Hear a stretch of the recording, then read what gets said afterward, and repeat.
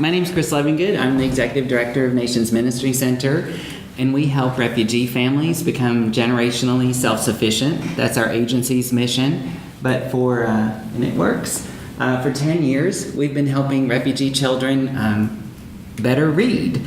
We've had a strong emphasis on literacy in our after-school and our summer reading program, and so we've been delighted to see the city's new or growing concern about literacy rates and reading levels, especially at the elementary and even middle school level.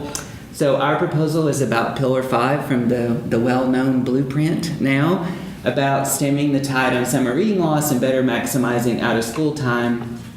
And I would just add one little edit to that. I think we can do better than stem the tide on summer reading loss. I think we can have gains during the summer.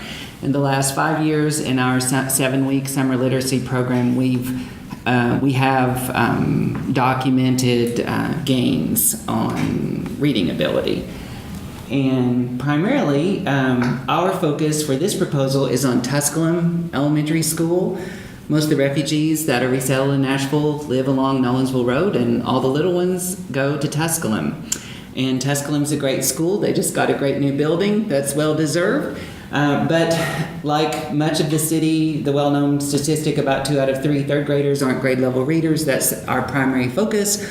But we're also concerned about these lower numbers that are specific to Tusculum Elementary, that 63% of their kids are EL learners, but unfortunately only 6.5 of those EL learners are proficient in language arts, and that's from the most recent published data. And the school also suffers from one of the highest, I think it's number 3 in elementary schools, from absenteeism. And as we all know, if you're not in school, you can't learn, and you can't learn anything much, and you especially can't learn to read in a new language, which may be your second language, might be your third, fourth, or even fifth language. And many times refugee kids have had limited formal education, and they are placed usually in their grade according to their age and not according to their abilities. So they may be in third grade class, but they really ought to be receiving kindergarten content. And so it's a huge challenge for those teachers. And the city is doing what it can with the resources it has to make up for that huge gap. But we bring a solution that we think has been, I had a double slide in there that's not in your handouts though, I figured out later. Our solution to this problem is fourfold for this school, and we think it's also a model that could be replicated. There's a cost obviously to it, but we think it's something that we could expand to even more places that's relatively cost efficient. So our 4 areas of focus are primarily the use of what's called Lexia. It's a software package that's owned by the Rosetta Stone company, so they're quite capable of dealing with language acquisition. And it's a reading improvement program for elementary, middle school kids. And it provides differentiated and adaptive instructional content. And so our education friends will get that. And so basically what that means, when that kid sits down and logs in to his or her software, their program subscription to this software package, what they're seeing in front of them is what they need. It's not what the kid beside them, who may be in a very similar situation but might be 2 grades ahead of him.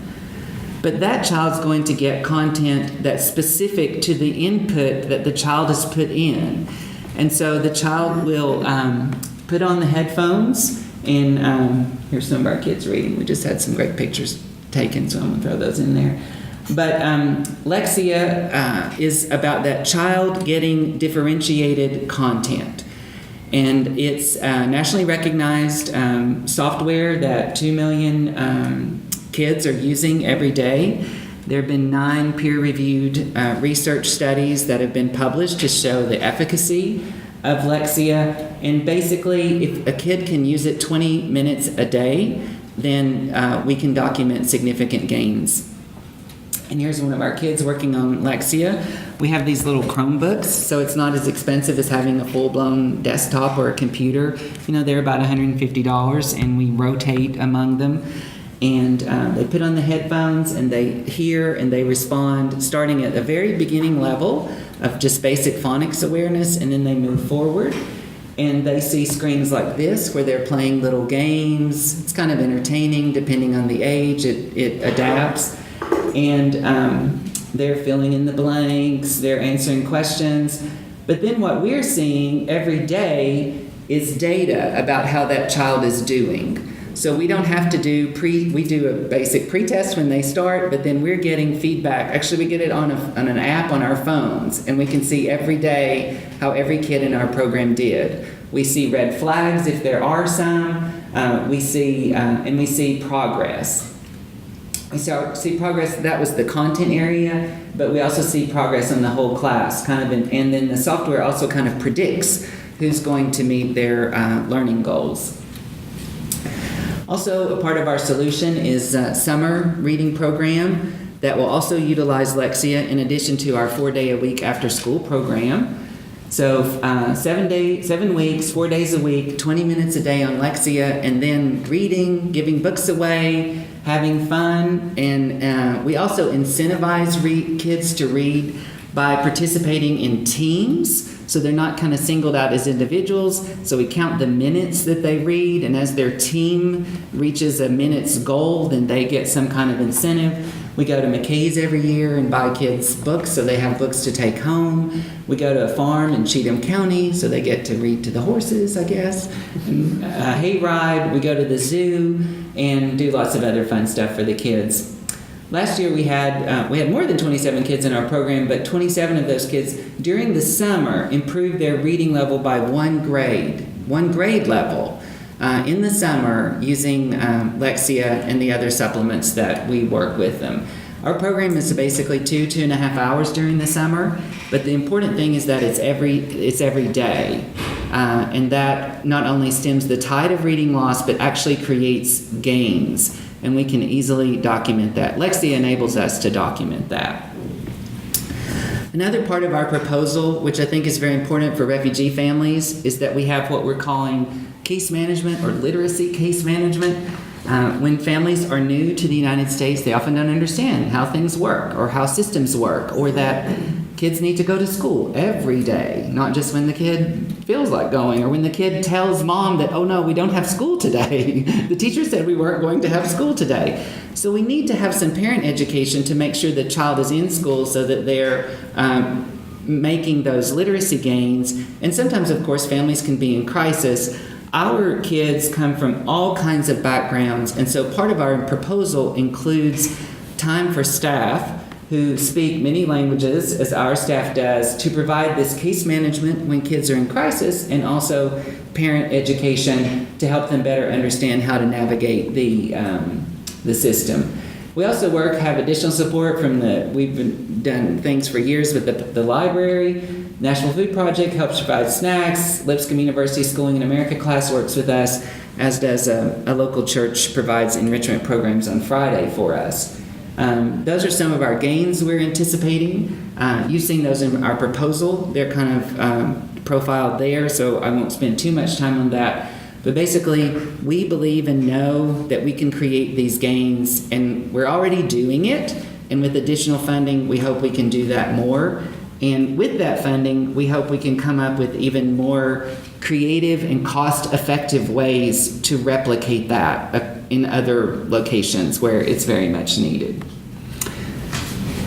And I'll stop. Yeah. Hopefully. I've got 1 minute left. Okay. All right. But maybe it's better to have questions, I think, than me talk. So you said something about the gains, and you gave us statistics on third graders and how they're not quite up to level. So break down, how many are you going to be working with who are in earlier grades? Well, for this proposal, all of our kids would be in elementary school at Tusculum Elementary. So it's hard to know until you actually start doing the enrollments. We found in our experience that it's very difficult to work with kindergartners during the regular school year.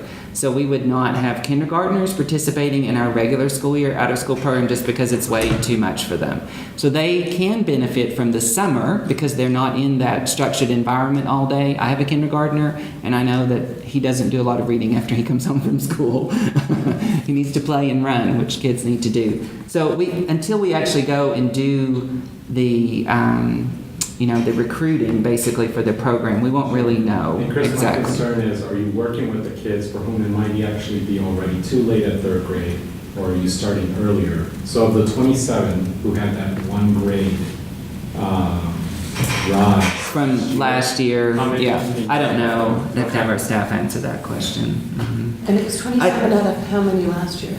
Well, that was just one stat. I'd have to pull my. We had 60 kids, and let me give you some data from the summer. We had 52 kids in our program last year that participated more than a week, and on average, they improved by 1.77 Lexia reading levels. And so there are grades kindergarten through 5 are broken down into 18 levels because you make a lot of gains during all those years, so it's not enough. 6 is not enough to rate. So that averages about 2 Lexia levels is a grade level. So we most of the kids made, all the kids made gains, but 27, that number I quoted, were those that made a full grade level during the 7-week period.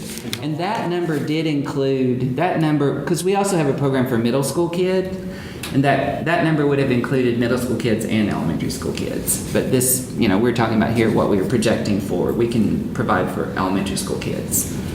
And I don't know what you mean by too late, but we don't ever think it's too late. I agree with you. I'm just curious because I'm also thinking about starting earlier. I love this, so I'm just also hopeful that we started earlier than just third grade. How much time are they on Lexia and how often during that week?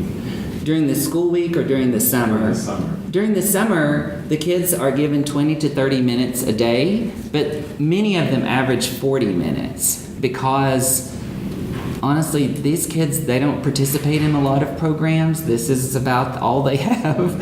And so they're just delighted to come and play this game and, get this attention. Do any follow-up to see any kind of support on the regular school year to build on what you do over the summer? Well, this proposal includes the 7-week summer program and then a 4-day-a-week after-school program. I didn't go over that. It's in the proposal, but it's 4 days a week plus Friday enrichment. And so we do the same thing. It's just with a little less intensity because they've been in school all day. So we provide transportation, go pick up the kids, take them to a location, have a snack. They work on Lexia. We help them with their homework, if they need homework help, and then we provide some, little enrichment there. You can do a lot more in the summer. Is it the same kids during after school? Typically, Summer? yeah. As long as they're enrolled in the 2 schools that we serve. We serve Tusculum Elementary and McMurray Middle. We have a NASA program at McMurray. We have 60 kids in our NASA program it's housed here at the library. Okay. So we do provide year-round services. Do they come back year after year? Some kids do. Our policy is that after a child maintains a grade level reading, gets to 5th grade reading level, or maintains their grade level for a year, we try to graduate them out of our program. So it's someone else can come in. Exactly, because there's a lot of need. So we're not just after school care program. We're trying to, help kids get up to grade level where they can be learning and not just learning to read, but they're, reading to learn.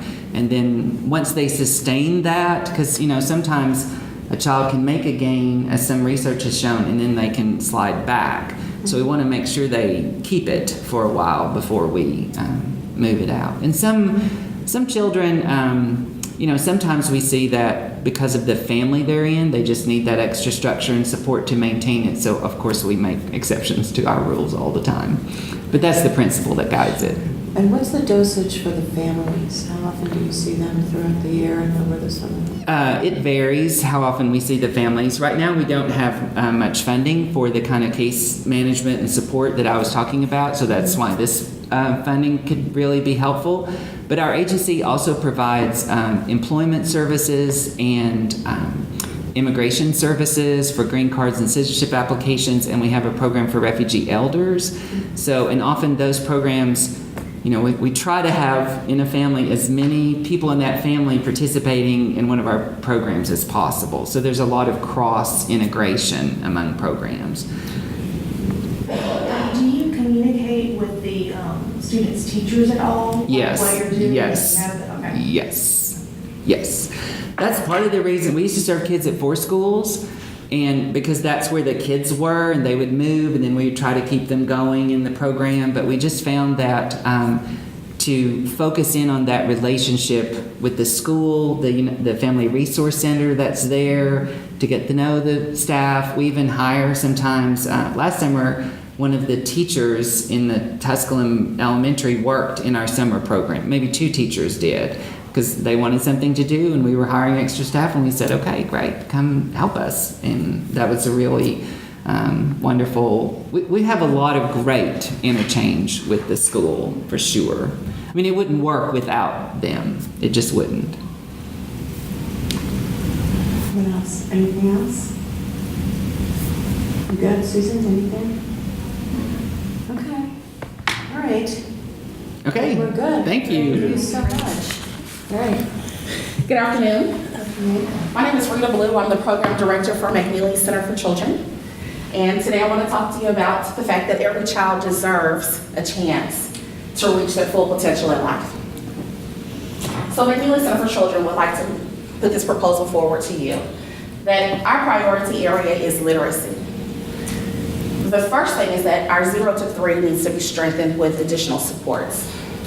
And so McNeely would like to implement proven literacy initiatives in our infant and toddler classrooms for those children who are 0 to 3. And these literacy strategies will help to ensure a path to kindergarten literacy and reading from readiness to the 3rd grade. So the problem that we have is that here in Nashville, 1 in 3 3rd graders is behind on their reading level. And because of students' socioeconomic status, the amount of time spent on instruction in the classroom, the quality of parent engagement, they're all crucial factors to helping to assist in boosting literacy and student achievement. 26%, which is 400,000 children in Tennessee, live in poverty. So reading proficiency rates and poverty rates are directly correlated. But at McNeely, 99% of our children we serve qualify for financial assistance. And nearly 100% of them live in concentrated areas of poverty in East and North Nashville in Davidson County. So we have a solution.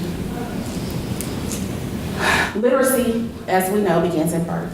And so without the appropriate literacy skills at a young age, students have a harder time succeeding later on in life. They have a harder time graduating from high school, in school, and earning a lifetime higher income. So the foundation of reading, of course, starts before a child ever enters kindergarten, because every child deserves a strong start. Our mission, go back, our mission is to provide affordable, quality early care and education to every child of a low-income family. So our plan is to implement a comprehensive literacy curriculum designed specifically for infants and toddlers in 5 of our community-based, underserved McNeely classrooms. We'd like to offer enhanced professional development to our teachers and staff that are infant and toddler focused, and an assessment tool for infants and toddlers to assess their development, growth, and progress. We'd also like to enhance our classroom libraries with technology, writing, and listening centers. And we'd like to provide early literacy toolkits for our families, in addition to all of the family engagement workshops that we currently offer. So our target audience, of course, is low-income infant and toddler children who are at risk.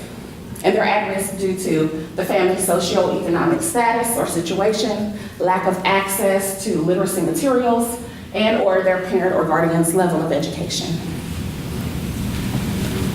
100% of our McNeely pre-K children enter kindergarten ready to read. So the impact that this proposal will have, granted, would be that 52 of our at-risk children in our community will be better prepared to become proficient readers. We have a proven literacy curriculum and assessment tool for infants and toddlers that we want to implement in our classrooms that serve at-risk children. And this literacy-rich classroom environment that we'd like to create will be created in 5 McNeely classrooms that currently serve 52 at-risk low-income children. These will include libraries, technology, that's fine, libraries, technology, and centers. The other outcome that we like to put forward is that at least 85% of our enrolled children will demonstrate developmental and academic progress on their final assessments, and that each McNeely classroom will, through enhanced literacy initiatives and strategies, be more literacy rich. Our proposed budget summary. So today we're requesting $50,000. Salaries and wages would include $26,000 to compensate for the additional 260 hours of additional work per year. That includes training. Supplies, $17,500 for curriculum, assessment tools, classroom libraries, and early literacy materials. And then we'd like to have $6,500 for professional development. Thank you. That was great, thanks. You didn't get to hold up your sign. I know, you were fast. Okay, I'm just going to start. So the curriculum is Frog Street, right? So I was just, so clarify for me, you're utilizing this tool, but not for this audience yet? That's correct. Correct. Okay, so it's for the older kids currently? Mm-hmm. Okay, And- but you want for the infant and toddler, Mhm. which you've not had? Which we've not had. So we'd like to have the 0 to 5 implementation. Currently, we serve our pre-K population through other partnerships, but that funding is not accessible to our infants and toddlers at this time. Okay, and so when you, so how is it, what does that look like? Is it on those, you know, how are infant and toddlers accessing this information from that? They have a curriculum that they provide with the tools, monthly lesson plans and activities that go along with it that are specifically geared toward infants and toddlers. Okay, so the teachers are looking at this every day and they're implementing all this Best practice. into their classroom? Absolutely. And so where are the Chromebooks in here as well, right? And The tablets. the tablets? Tablets. Tablets are used for the assessment tool, and the teachers are just supposed to, let the children interact with the curriculum and make notes about their progress and development, so that the lesson plans can be tweaked and more tailored toward the individual child in order to meet the ultimate assessment that's done twice a year.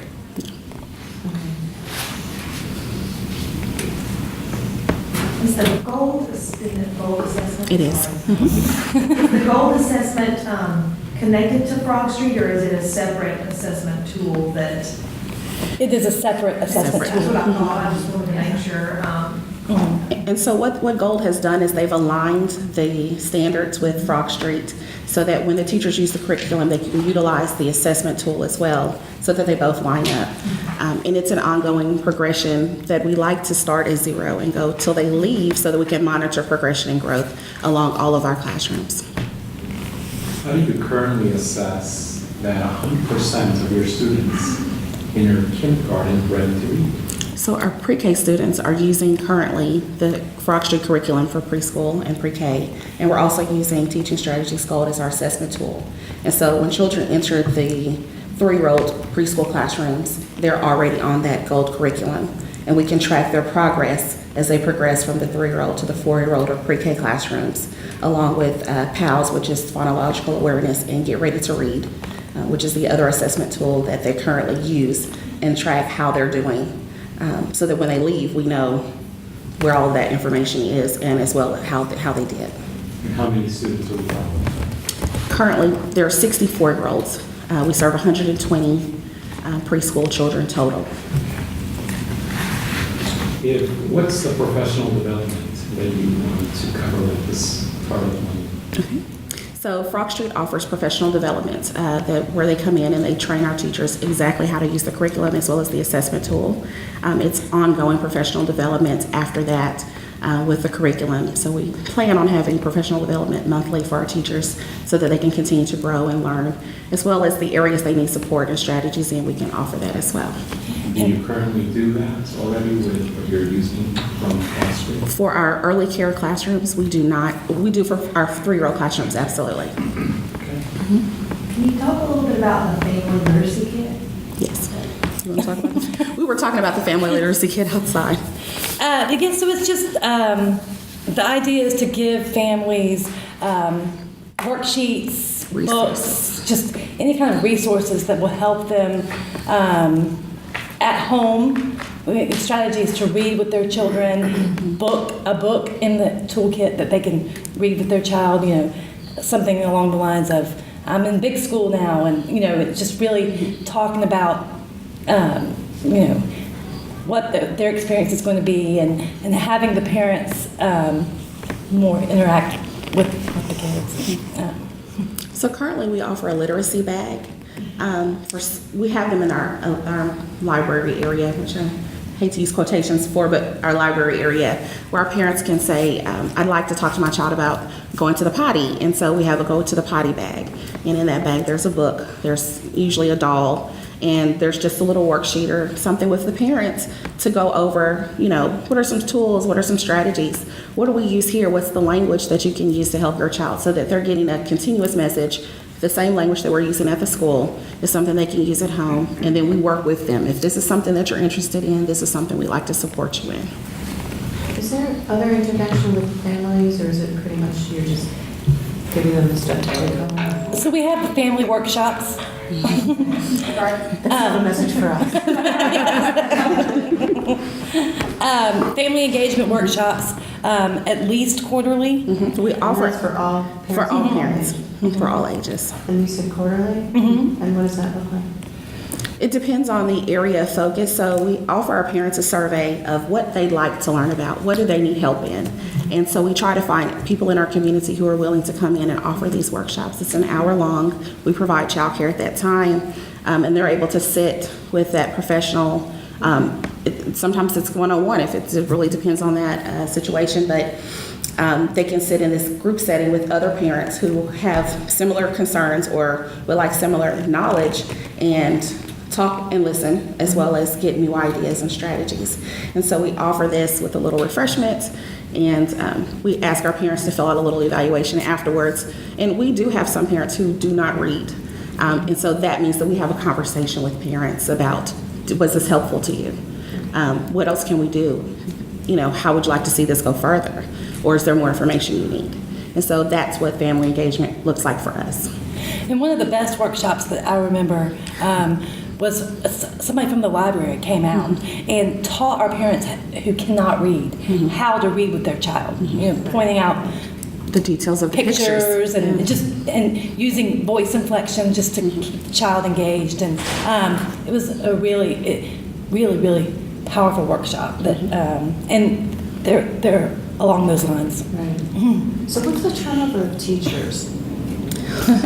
Turnover of teachers, well, in child care, the average lifespan of a teacher is 3 years. We like to say that we do have some of our teachers who've been with us 40 plus years, 30, 20, 10, and we do have some new teachers who are entering the field. So we encourage all of our teachers who are interested in pursuing early childhood as a career to go to school. We support them in that, and we try to cultivate and apprentice and mentor our teachers so that they have the longevity. So our turnover is really low. And then the families, you find that you see the kids? Generational. Yeah. I'm a product of McNeely. Yeah. So generationally, we see parents who bring their children, or grandparents who brought their children who are now bringing their grandchildren, families, cousins, the brother, the sister. And so we have more of a family cohesiveness, and they trust us, and they value our knowledge and our skill set, and they continue to spread the word that this is a place for your child. All right, that's wonderful. That's another question. Anybody else? You guys good? Yeah. Okay. Thank you so much. First of all, thank you so much for having me. St. Luke's is so proud of our past partnership through CEF and now with our potential future partnership with CPF. Because how many of you are familiar with St. Luke's Community House? Perfect. Okay, 50-50. So I'll make it the quick version. St. Luke's has actually been around since 1913. We've been in the same neighborhood. We've been in the same building since 1920. The west side of Nashville, we're in a neighborhood now called the Nations, which for over 100 years was a low-income neighborhood. Does anybody know why? It's proximity to the original Tennessee State Penitentiary. It's within walking distance. So in 1898, when the prison was built, families would move closer because they could get jobs at the factory and they could walk to see their husbands and fathers, etc. 15 years after the prison opened, the neighborhood, and I'm using the term that the Daughters of the King used, was blighted. There was disease, there was a high infant mortality rate, there was low food security. And so this mission opened and has, over the last 100 years, evolved to be whatever the community has needed us to be. Since 1970, we have had a preschool program. That preschool program grew out of a kindergarten program founded in the 1930s. So we actually now have almost 90 years of history with early childhood education. One of the other competencies of St. Luke's is partnership. If there's a service that the community needs that we are not the experts in how to deliver it, we're going to partner to get it on our campus. Our after-school program is now Preston Taylor Ministries. So they do after-school and summer programming for our school-age children, while we do direct sliding scale preschool for 6 weeks to pre-K. So who is St. Luke's?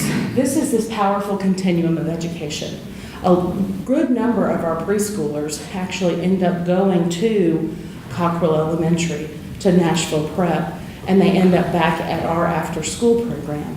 The other part of this is we try with our families to keep them connected at St. Luke's even after their child graduates. We have family support services.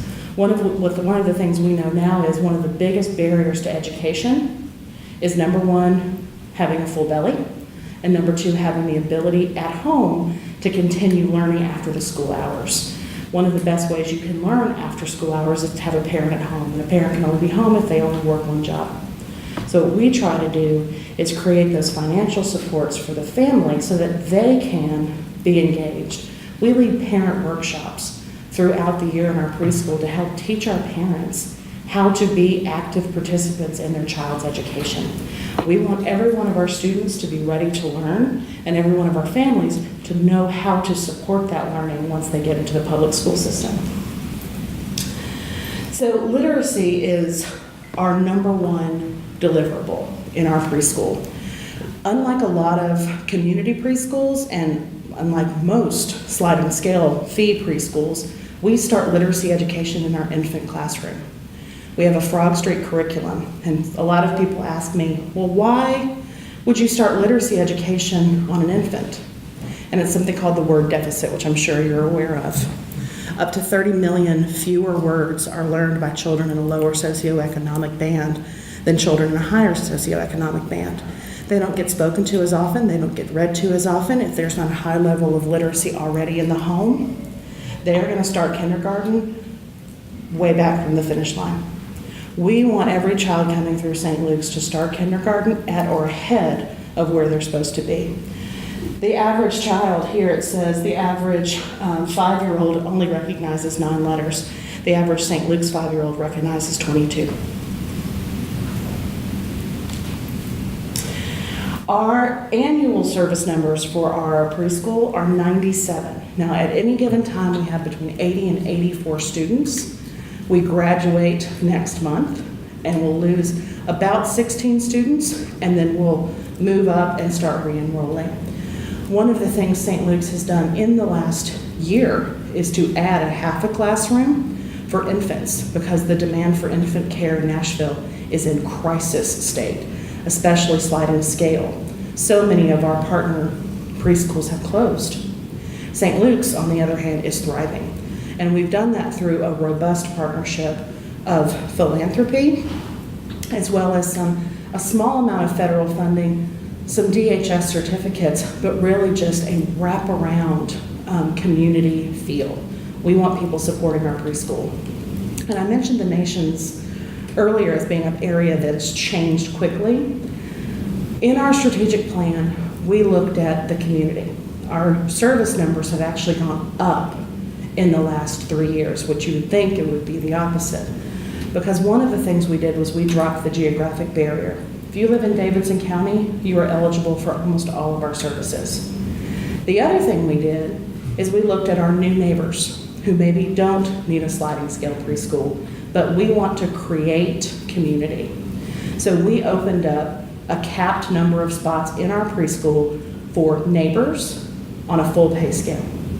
So neighbors with no subsidy to enroll their children in preschool. So we've got children of means learning with children of lower means.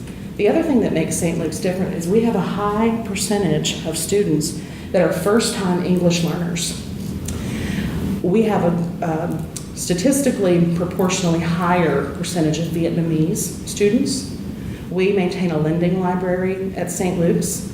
All the books are available to check out, but we also maintain books that are in Vietnamese and in Spanish so that the parent can read to the child in the language they're most literate in. And a lot of those books have Vietnamese to English or Spanish to English as well, because we want to encourage bilingual children. So this is Caden. This is the video that I wish you could see. Caden is 2 years old. He is a twin. So Caden and Karen were born here in the United States. Grandmother took Caden back to Vietnam for the first 15 months of his life. Apparently that is a very common thing to do in Vietnamese culture, is to split up twins so it doesn't overwhelm the mother. Karen was with us from our infant class. Caden joined us in toddlers. He's been with us 1 year, and he is now, you'd be able to see it, he can actually read that book. He's 2. And it's because once he got to St. Luke's, his twin sister and his teachers started speaking to him in English. So even though they speak Vietnamese at home, Caden and Karen speak in English. There we go. Olivia is one of my favorite stories. So she started our preschool at 6 weeks. Her mother is a single mother. And Olivia is now enrolled in a private school. She's a kindergartner. She's reading above a first grade level. This private school also had a daycare program. Olivia is testing almost 6 months ahead of her private school cohorts. She recently came back to read to our infant classes because this was one of her first books that she read independently. The other story I'd like to show you is Evelyn. Evelyn, again, spoke no English in the home. She joined us in November of 2017. Her mother moved here from Honduras. She has an aunt and a cousin here, but had 0 English literacy, and her mother has no Spanish literacy. She cannot read. So she had a very low probability of educational success. What our partner has done on our campus has been able to pair her with second grade peers who are bilingual, who could support her through her mentorship, as well as assign a full-time academic mentor for the after-school program. They put her in an arts program so that she could express her fears and her stress in a nonverbal way that actually supports her progress in the classroom. So we're very proud of Evelyn. She's actually now almost to grade level in 6 months, which is outstanding. St. Luke's Community House partners well. We bring in the resources that we need to bring experts together. Perfect.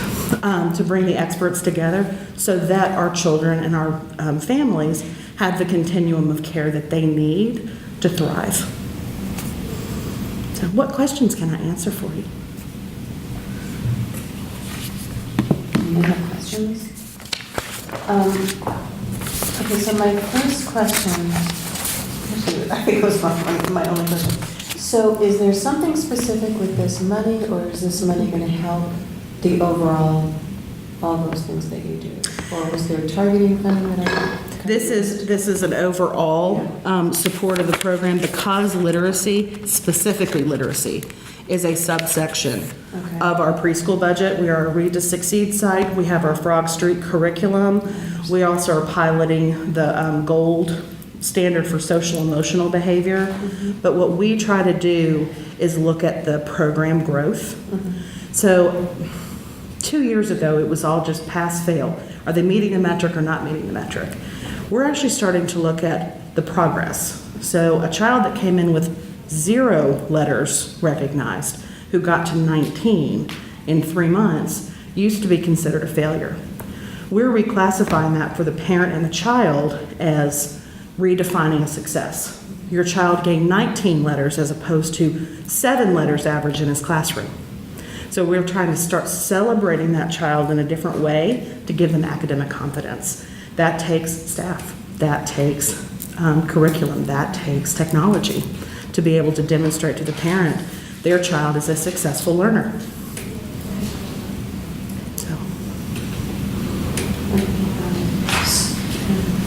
So 97 children, 85 that are in the preschool, which is what you were just talking about, and then 12 within PTM. I was a little bit confused about how we would determine that outcome for the PTM students. So we share outcomes. So are you familiar with the concept of hardware-software? Sure.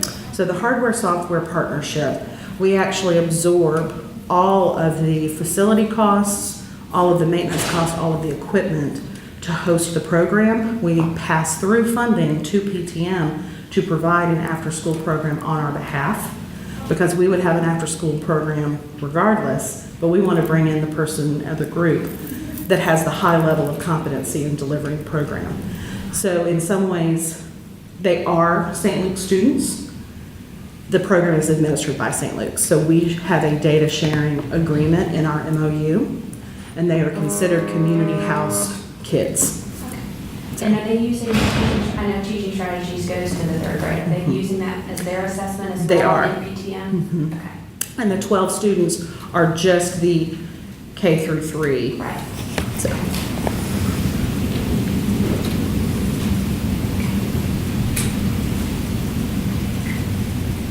So the dosage of intervention with the families of the children in the pre-K, is that structured, or as they need, as you invite, or? As neat, so for the intervention for academic intervention or for Well, social intervention?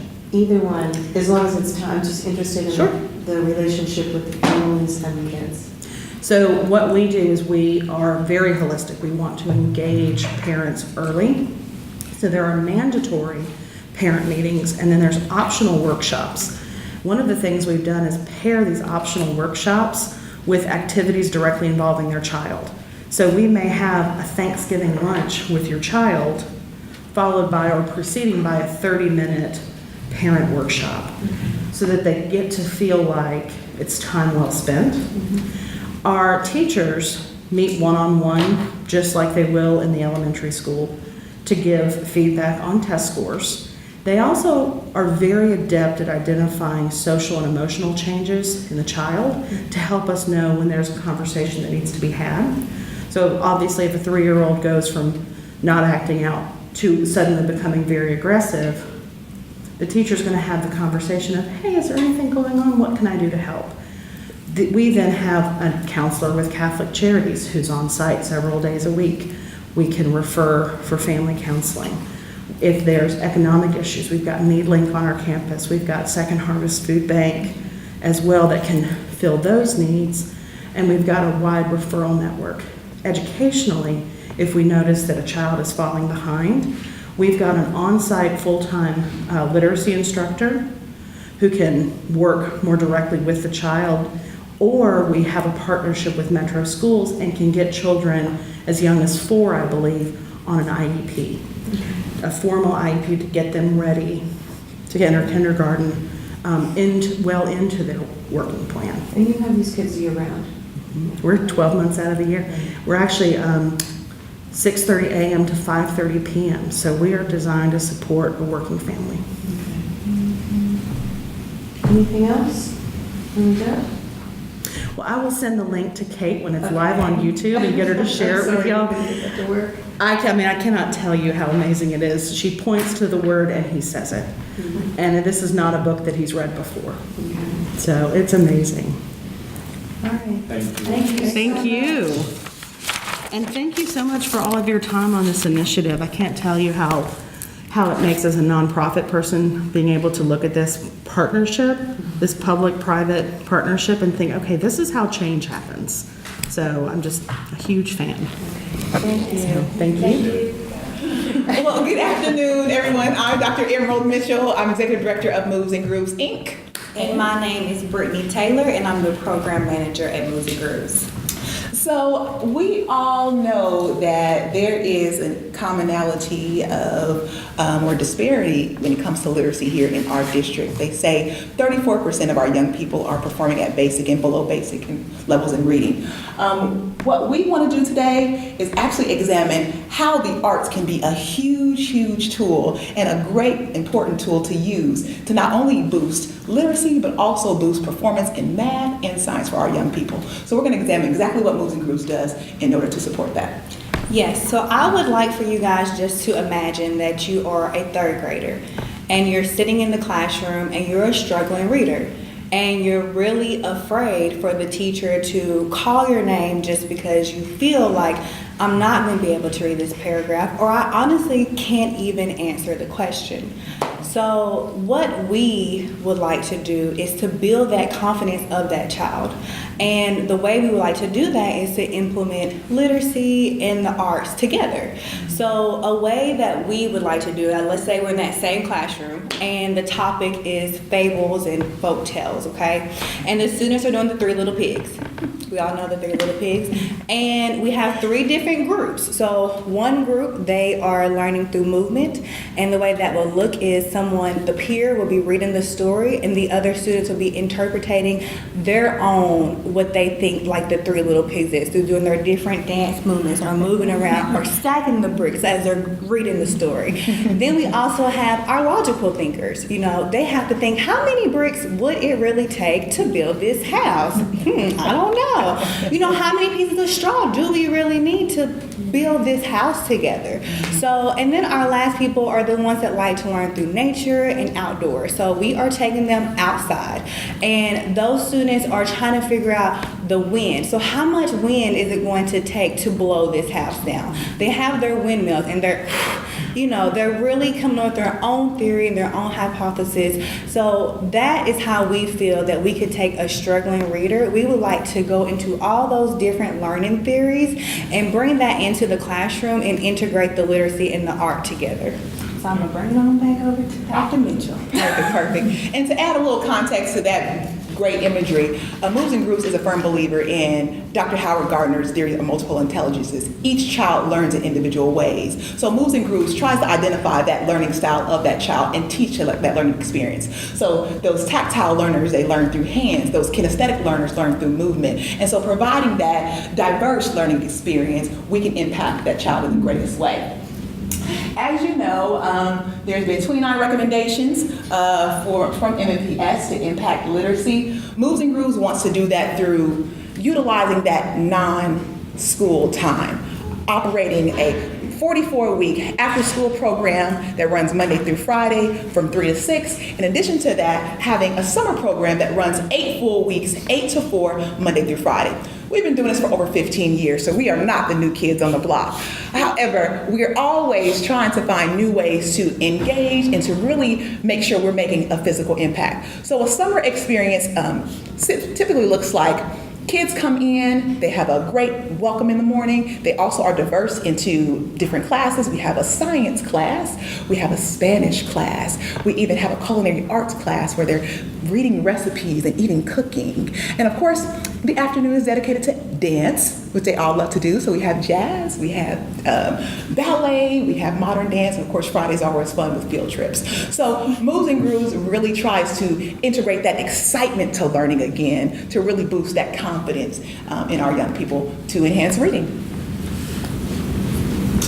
As I stated before, there is an issue and discrepancy with our young people when it comes to reading. They just don't have that spark again. And I believe that it was General William B. Yeats that said, education is not the filling of a pail, but it's a lighting of a fire. That spark for learning is what's missing. Kids are no longer excited about learning it like they used to be. And the only thing that does that is the arts. The arts create that level playing field when you can move to show your comprehension of a text, when you can sing about it, you can dance about it, you can draw a picture and say, I understand. That is what Moves and Grooves does. We're bringing that spark and energy back to the learning environment, and we're doing it in an after-school setting and summer as well. So you might want to know, what does the classroom setting look like for Moves and Grooves? And we are going to explain it to you. So at 3 o'clock, the students arrive, they eat their snack, they sit down. 3:15 is when our welcoming pep rally style goes on, and this is like a really high energy type of thing. So I want you guys to kind of experience it. So you're going to repeat after me. I know we only got a little bit of time, so we're going to try to do this quickly, okay? So you're going to pat, pat, pat. Pat, pat, there you go. Pat, pat. Remember, you repeat after me, okay? So standard number 1. Standard number 1. And Moves and Grooves. Here, Moves and Grooves. We greet each other. We greet each other Every day. every day With a smile. with a smile And a handshake. and a handshake To strengthen to strengthen the relationship the relationship between us. between us. So Very that good. is like one of our Thank you. chants, okay? And we have 7, so obviously we don't have time to do all 7. But those standards is our creed, I would like to say. It is how we expect our children to act. This is how we expect them to behave. We expect when a guest walks through the door, you greet them, hi, how are you? And we want them to take those life skills onto high school, onto college. So we're just trying to build that foundation with them. The next is our academic and literacy time. And it looks a little bit as if when I explained earlier about the 3 little pigs, but we also will do like Chance the Rapper. The students might actually dissect his lyrics and really understand and comprehend what he's saying. Or they might read a poem and just sit there and think like, oh, wow, let me imagine what Langston Hughes is expressing in this poetry. So we always do some type of hands-on literacy and academic time during that time frame. And the next part is our enrichment. I want to be like, we're done. But no, we're not done. It's our enrichment. So enrichment is what all the kids come for. They come for dancing, or like Miss Mitchell said, we do cooking. Our students love to cook, and I love it when I can see this. They actually get to read the recipes, and then the peer is actually making the recipes, so that's that literacy component again. We also do Readers Theater, where we partner with Setting the Stage, Nashville Children's Theater, and our students have created their own skits, elementary students, perform their own skits, and actually made their own costumes and music. So all of that combined, it was amazing, I have to say. And then last is reflection. Everybody has to reflect. So we have little journals for all our students. They sit down, they write about the activities, what they did for the day. Sometimes they can share with their peers. Sometimes we might say, hey, if you feel comfortable, we're gonna let you proofread your peers' work. And then they go home and then they come back again the next day. So that is what a typical program looks like at Moves and Grooves in the after school. And as much as we would like to say we came up with this whole arts integration experience with academics, we didn't. This has actually been proven throughout the country, in particular in California, where there was a teacher who worked with 3rd and 4th graders. When she merged academics and arts, she saw an 87-point growth in those students' performance. So not only are we replicating those experiences in the after-school setting, but we also have a lot of research base to back it up. Not only is it used throughout the country, but also that research base has been proved in science. There's neurological waves that happen in the brain when it's constant exposure for students through the arts. So not only does that boost science and math, but of course, reading.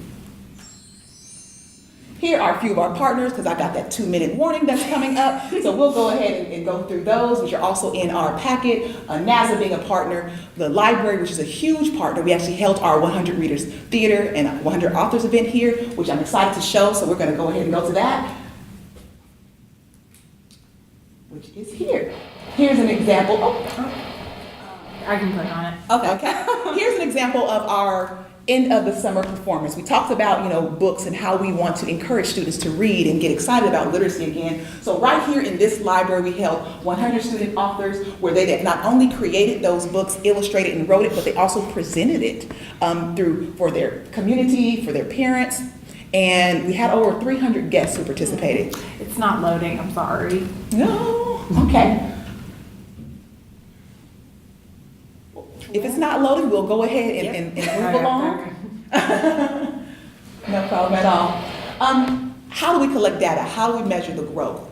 We're all about the numbers. We have both pre and post surveys, student reading surveys to gauge their interest. We also use the Woodcock-Johnson reading assessment to really gather comprehension, phonological awareness, phonemics, and those are the internal instruments that we use.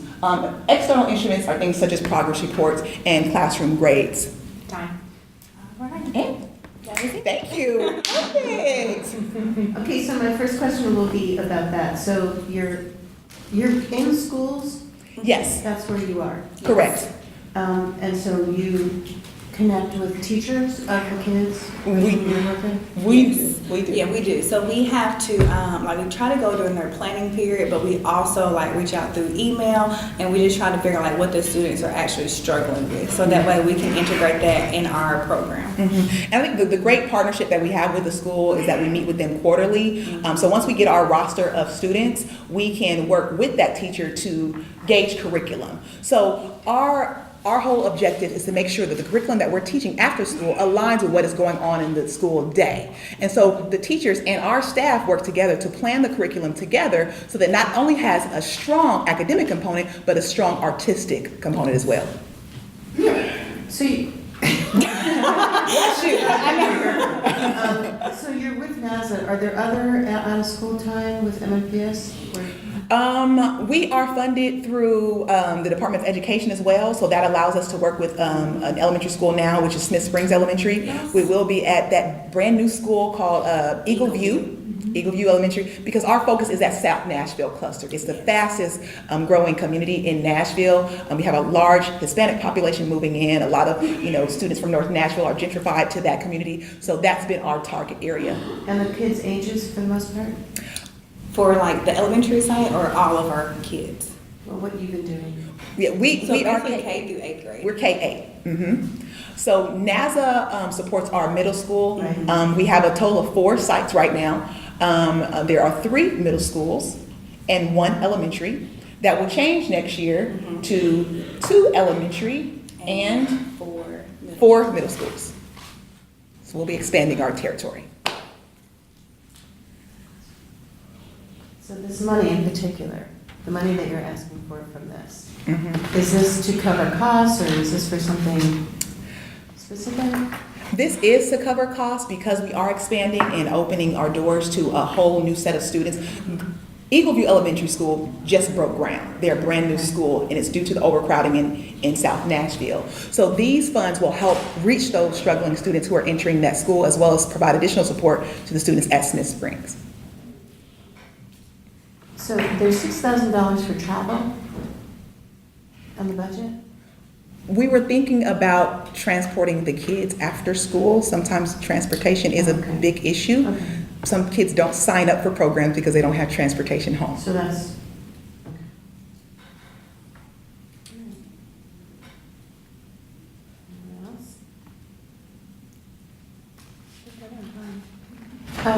what about the families?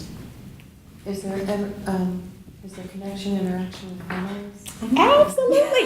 Parent engagement is our big tool. We have the best parents, I will say, in the world, because they come in not only to chaperone during field trips, but they are great backstage moms and, just classroom mothers, as you would say. One great thing that we're implementing, because one of the ideas that came up from our parents was, how can they become better involved?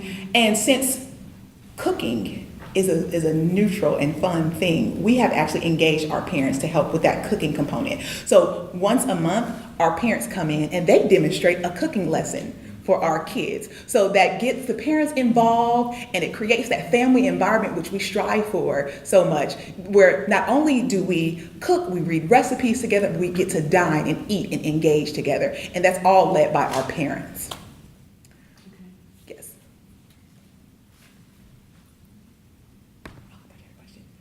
Okay. Thank you guys so much for having us. It's been wonderful. All right, well, thanks for having us. We're excited to be here. I'm Nancy Denning Martin. I'm the president and CEO at Bridges for the Deaf and Hard of Hearing. And with me are Mary Hunt, our director of youth education and services, and Mimi Fondren, our director of development. So we did work in some lovely photos. But we're called the Signing ACEs. It stands for Advocacy, Community, and Empowerment, which are primary goals of our program. And the Signing ACEs is our fun name for kind of all of the youth education and support services that we offer. So we are requesting funding to support the Signing ACEs. These programs serve children from birth through high school ages, and they fall under two pillars of work that were identified in the community blueprint. The first is the Strengthen the Birth to Age 3 supports, and the second is to maximize out-of-school time. We are focused on ASL and English, so I think really to understand the work as we're going to explain it today, there are two things you have to know up front. The first is that American Sign Language and English are completely separate and unrelated languages. ASL is more closely related to French and other Romance languages. And the second is that the children that we serve don't have access to any other programs in the county. So while I've had a very long career in many places and have done a lot of quality, I like to think quality, after school programming and educational programming, this is really the only place our kids can access because of the culture and language barriers. So we have kids who are refugees, we have kids who are in lower income homes, we have kids who have many different primary languages in the home other than English, but there is no other program that would serve their unique needs and be delivered in the appropriate language and culture for them. So our problem that we are trying to solve, like so many problems, is that 2 out of 3 third graders in metro schools don't move on to the 4th grade reading at the appropriate level.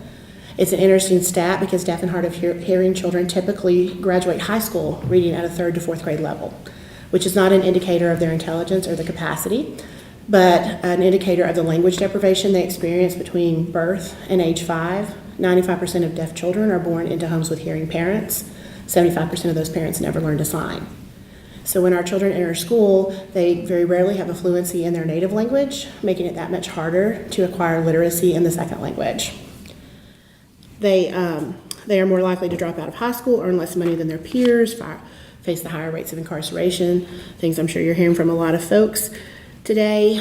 But they also are unable to bond in their own homes.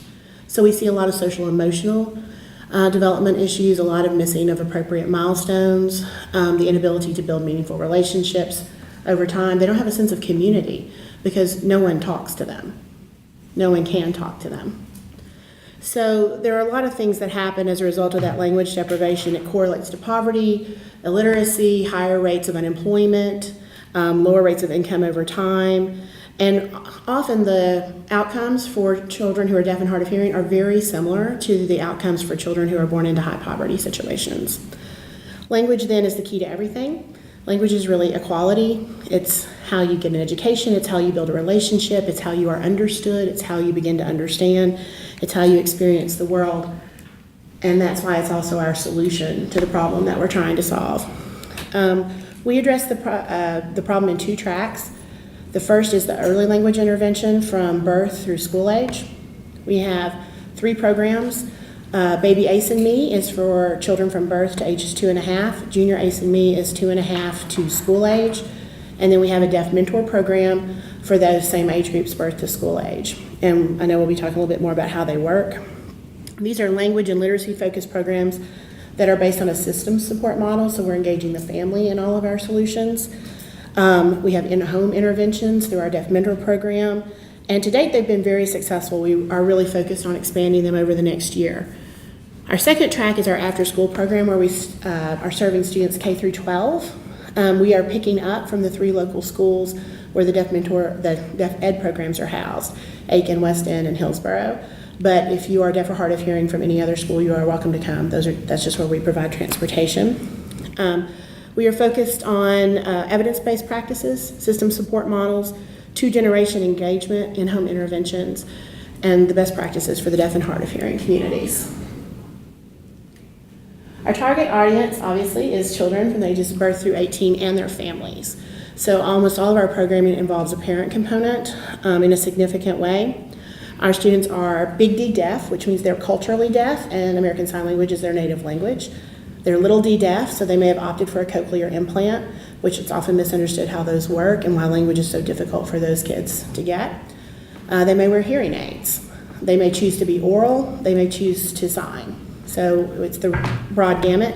About 70% of our children are from lower income homes, and we are quite the United Nations. We have many families of origin in our program, so we have Egypt, Liberia, Iraq, the Philippines, Mexico, and several others represented, and we are one happy family in the afternoons. And this is basically how it works. So baby ASME and junior ASME are offered in 8-week sessions that meet weekly. There are 4 of those 8-week sessions every year.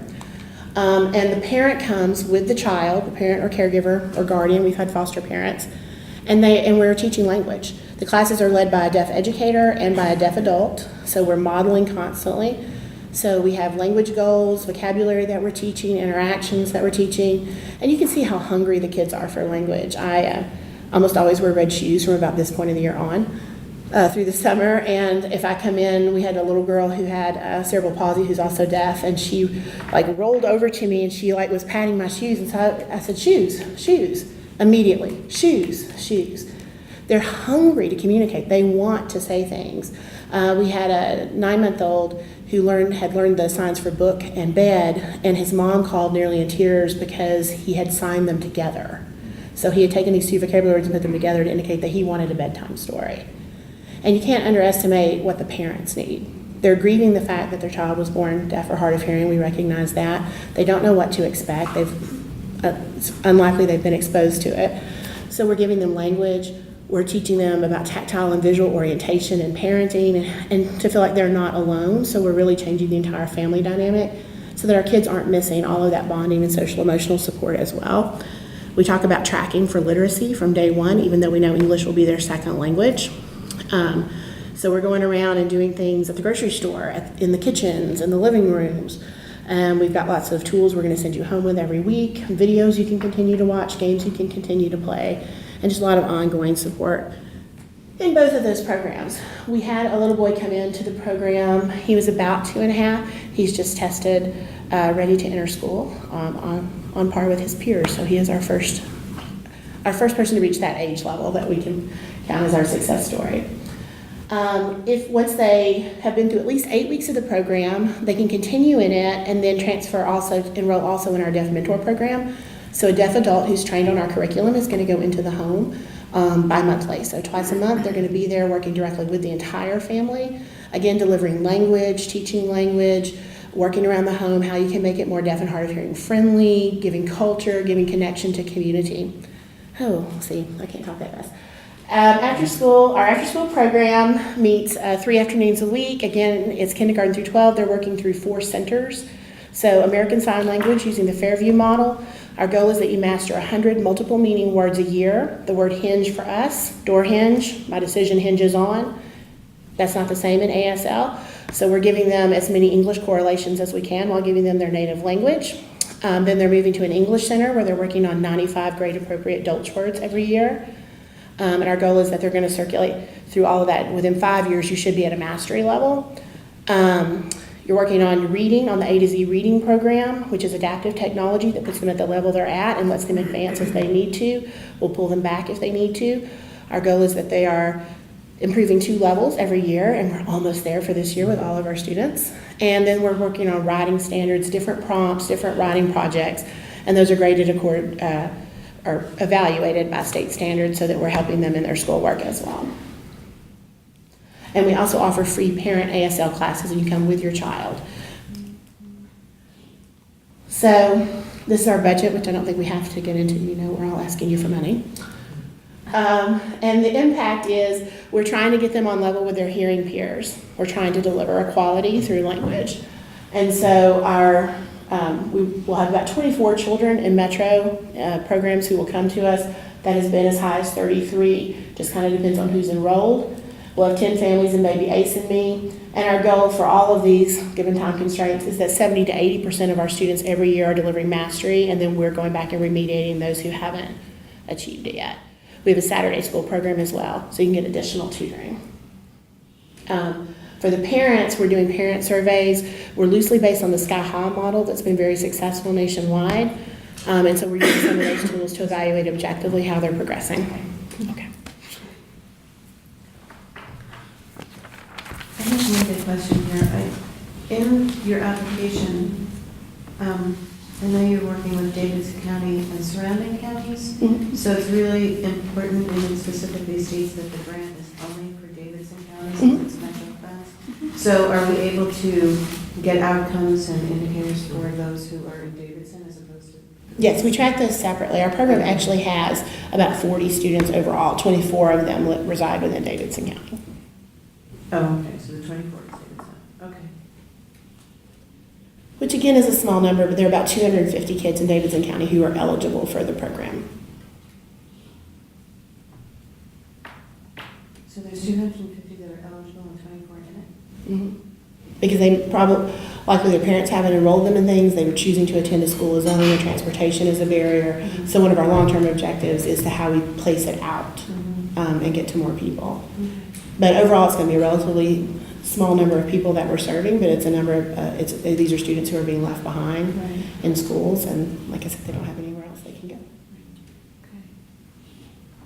What else you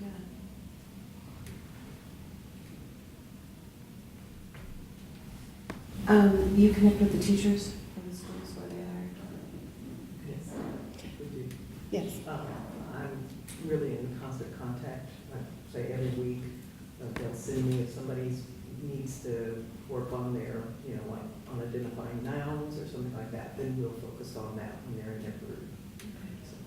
Mary has very strong relationships with all of the teachers. She's, and again, there's a lot of phone calls and emails back and forth, but they meet regularly. Are you meeting monthly, every 6 weeks? As a group to discuss all of the students who are enrolled and kind of the different things they see going on with them and how we can all support each other in that programming. Additionally, part of the statewide literacy initiative that meets here at the library, and Mary and Sandy Cohen have a long-standing relationship, so our kids are here all the time for different projects, writing graphic novels about themselves, learning to use the 3D imagery that's here, going on scavenger hunts amongst the stacks, and then Sandy, or I can't remember the name.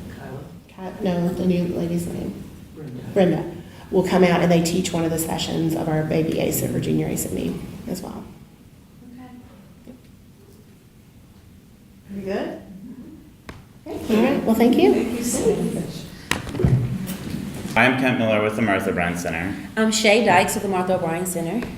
So as an organization that's 120 years old, and that helps families and individuals out of poverty, there's nothing that we believe in more than the power of education and the ability of one to read and write. Literacy is a part of our DNA. Miss Martha, who is our founder, actually helped start the first kindergarten here in Nashville. So it is something that we have always believed in. As an organization, we go to where the greatest need is. We're located in Casey Place. It's Nashville's oldest and largest public housing. There, the average family lives off about $7,500 per year. 30% of the community is unemployed. But it's more than just economic poverty. It's poverty of opportunity. It's poverty in choice when we look at the schools that our children are zoned for. They're some of the most struggling schools in the city and some of the most struggling schools in the state. About 85% of the children that live in Casey are not reading at grade level. They're not proficient in literacy. So when we look at what it takes to make sure that our students are reading at grade level by the time they're in 4th grade, we have two primary strategies. The first is a new initiative through the Martha O'Brien Center. It's called Play and Learn. It means that we're starting with the children as early as possible, but we're also working with a caregiver at the same time. It's 2 generational. So what that means is that we're focusing activities just on the children, with the caregiver or with the parents, and then activities that are both with the caregiver and the child at the same time. It's literacy focused, so it's 4 days a week, and every single one of those days there's a literacy activity. There's read-alouds in the classroom and in the library that is the most beautiful place in all of Casey's, because that's what libraries should be. And then there's responses to the literacy activities. So the children do art projects, they act out the stories. The stories come to life through the activities. But what makes it unique is that we view the caregiver as the expert. We believe that parents know their children best, they know their strengths, their gifts. So they're the ones that are actually reading to their children in the library. They're the ones that are leading the lessons when we're doing conscious discipline activities and things like that. They're modeling it with their children right there. So that way they can replicate it in the home. And then it's holistic. So it takes more than just literacy activities to make sure education is as strong as it can be. So there's social and emotional supports. We focus on food security. There's a daily meal with the family together every single class period. And then while the children are playing together on the playground or in the classroom, was supervised by Martha O'Brien's staff, then the parents can go participate in our adult education classes and work towards their high set degree. They can meet with a social worker, they can go to the emergency food bank, they can participate in our employment programs. We've rearranged everything to focus on family stability and economic mobility. And despite the fact that this program is brand new, it's just 6 months old, we've already worked with more than 100 children, nearly 100 adults from the community of Casey. And what we've seen in that short amount of time is that 73 of our children have demonstrated increases in creative thinking and critical thinking skills and collaboration. We've seen 73 children demonstrate an increased ability to self-regulate. We've seen more than 60 families demonstrate increased positive interactions. And we've had 26 families create concrete plans to transition to kindergarten. But it's more than just transitioning to kindergarten. It's also about being successful in elementary school. So Shay is going to talk about our strategy there. So I'm the curriculum instructional coach for our K-8 department at Martha O'Brien Center. I come with 10 years of experience as a classroom teacher and most recently receiving my curriculum instructional master's degree with the literacy endorsement, so I know literacy. But it's been unique trying to bring that process to the Martha O'Brien Center and making sure there's an accountable way to track it. So when I first came to the center this year, we provided over 50 hours of professional development. So it's not just leaning on my understanding, but making sure that my site coordinators and tutors alike know the expectations in Metro Nashville Public Schools and some of the charter schools that we serve. So we have math, STEM, and reading exercises that are taught. My tutors and site coordinators know how to do running records. All these components that really make sure that I'm just not the only expert at the top, that they know what they're doing in their school so we can see the results that we need to see. I've also invited content experts, local professionals. As you know, Peabody College at Vanderbilt is the #1 education college program in our nation. We've had several of their experts come out and work with our site coordinators and tutors to make sure that they are delivering quality instruction in literacy, STEM, and math. We do a lot of project-based learning with our hands-on activities just to make sure that the students are kind of understanding what's happening and bringing in those science focuses. It's one thing to read about it, but if you don't understand hydrogen or some of the terms that are being used, it's good to have a hands-on activity that flows into the literacy activity as well. And small group instruction, just as you would in your classroom all day, with groups no more up to 10 children, get to go with their site coordinators and their tutor and get a level-based instruction based off of the results from our testing. We are data-driven. We use the results from our nationally normed cumulative data assessment, very similar to iReady, which is using MEPS, and now they've shifted over to MAP. We have Learn, which has a STAR 360 program. We test beginning, middle, and end of the year, just as they do in the classroom. And it gives us the exact instructional guidance that the teachers, the tutors and site coordinators need to implement their instruction. It is identical to what MEPS is using. That way we actually have the Common Core standard that blends the thread, and so we can go back to the standard and make it a standard-based learning time. We have rapid response. We actually, like I said, take running records, anecdotal notes. We've also been invited to attend IEP meetings, which you know is very hard because those are federal documents, but we are literally bridging that gap between Martha O'Brien and MNPS and making sure we're all on one accord. So you're not learning one thing during the day and coming to our after-school programming and doing something totally different. It is a true, thorough partnership. And with my 10 years of experience in Metro, I'm making sure that all of our programs are successfully doing that and not just saying it. And lastly, we have our parent involvement. We're making sure that they're invited on parent nights, literacy nights, math nights, and even they can come and sit in on the small group instruction and take notes so they'll know how to work with their own children when they're monitoring them, tutoring them, and working with them on the weekends. all that's talk, but numbers speak volumes. So this year we have seen a lot of growth. In the first 3 months of the year, 71% of our K elementary students demonstrated some growth in reading from October to December.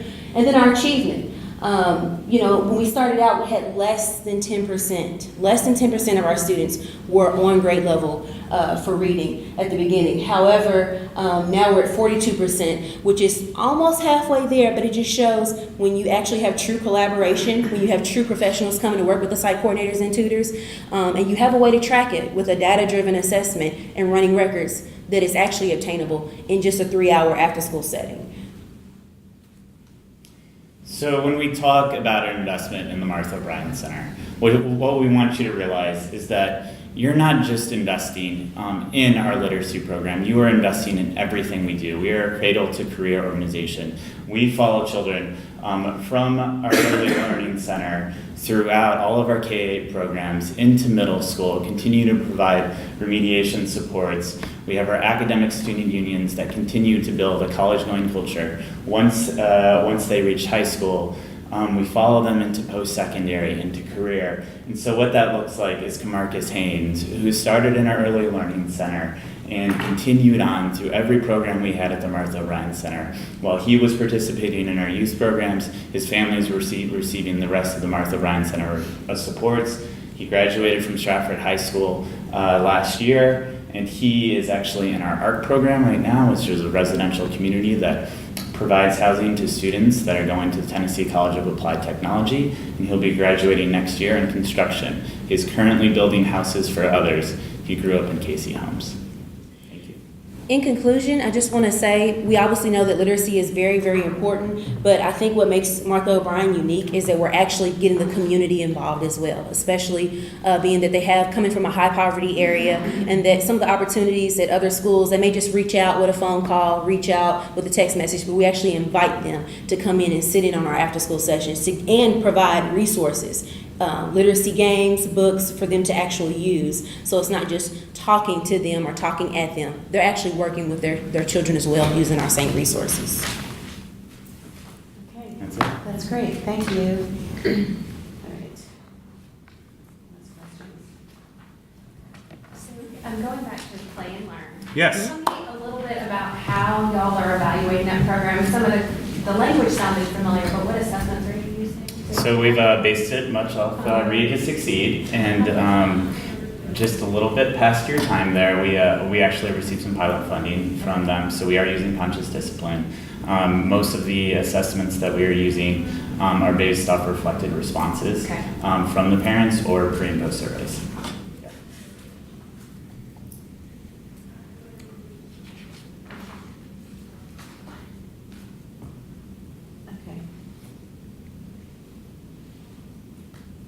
So is this particular funding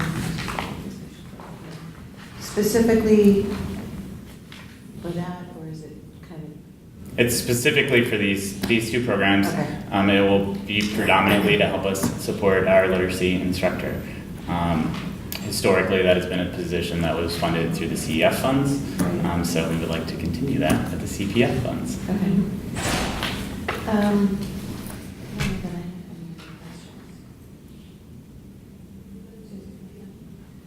Well, thank you all. Thank you so much. Good luck in your decision-making process. Thank you. It's good to see you. It's good to see you.